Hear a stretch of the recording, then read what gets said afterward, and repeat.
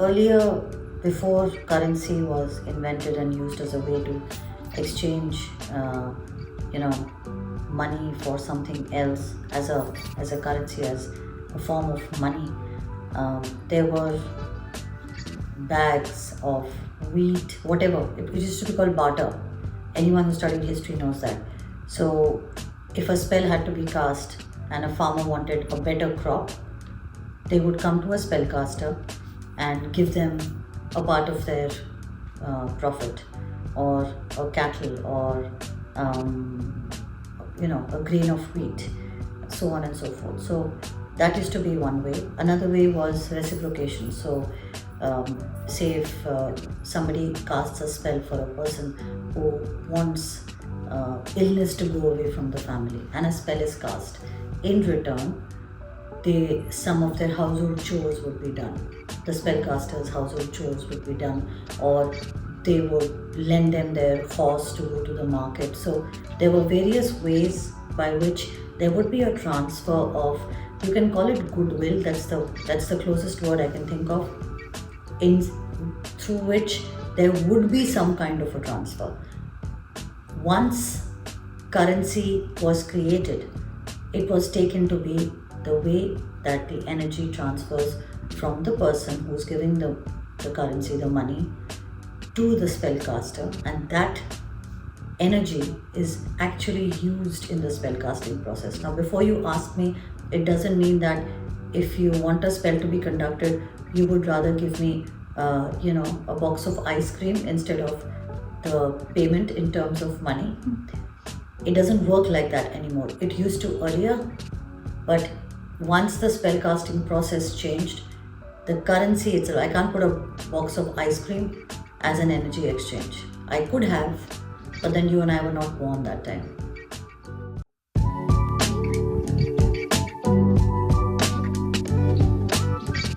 Not necessarily.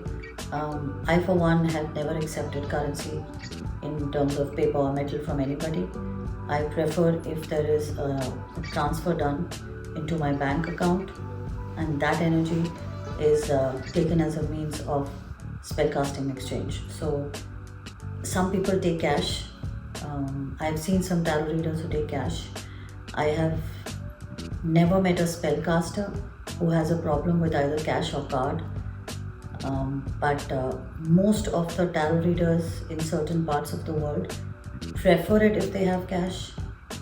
Having said that, I have neither taken cash when many moons ago I used to read cards, and now in the journey of mine as a spellcaster, definitely well, the simple reason is because I'm not in physical contact with anybody who wants to have their spell cast. So it has to come through some kind of a transfer, some kind of a card payment.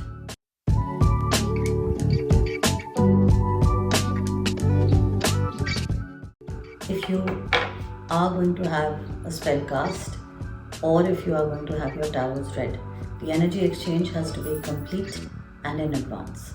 Why? Because that is what it will take for the completion of the entire spell or the completion of the entire tarot session. In a tarot session, you give an energy exchange, a certain amount, for a certain number of minutes. Once you cross that, the cards are not charged in your name and date of birth and your energy, which comes through the energy exchange. If there is an extension, then you have to pay for that difference. Whereas in spellcasting, there is no such thing. The energy exchange is predetermined and told in advance.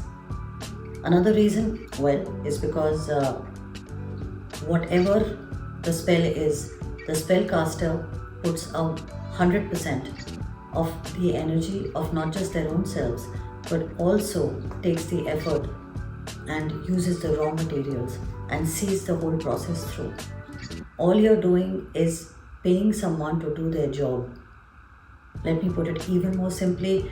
If you go for a surgery, and while you're on, getting your surgery, while you're just about to start the procedure, if you tell the surgeon that you have not paid in full, they will not even do the surgery. Forget about being paid in installments.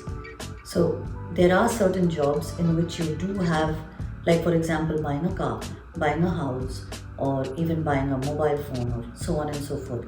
There are certain places where EMIs and installments are acceptable. But there are in certain places, in certain professions, certain services where it is not an option. And spellcasting is one of them.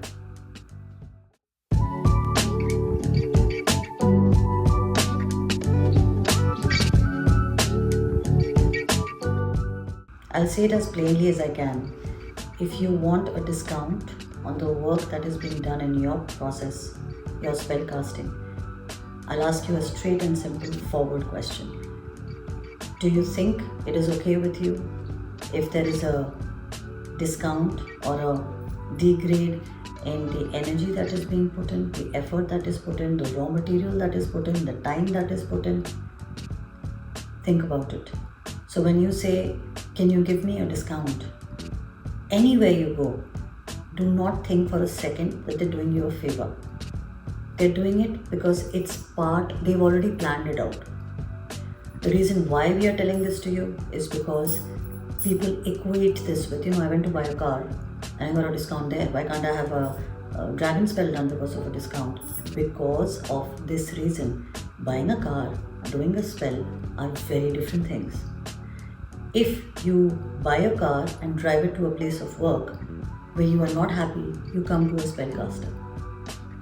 Right? So here we are talking about any kind of discount. Discount is lesser than the amount that has been predetermined. Right? That's the literal definition. So when you're talking about a discount, you're talking about discounting the entire process, and that's not what a spellcaster can do if they want the spell to be a success. There are times when you have seekers who say, we will pay you after we see a result. In fact, if we get a result, we'll get 10 more people with us. This is not a shop.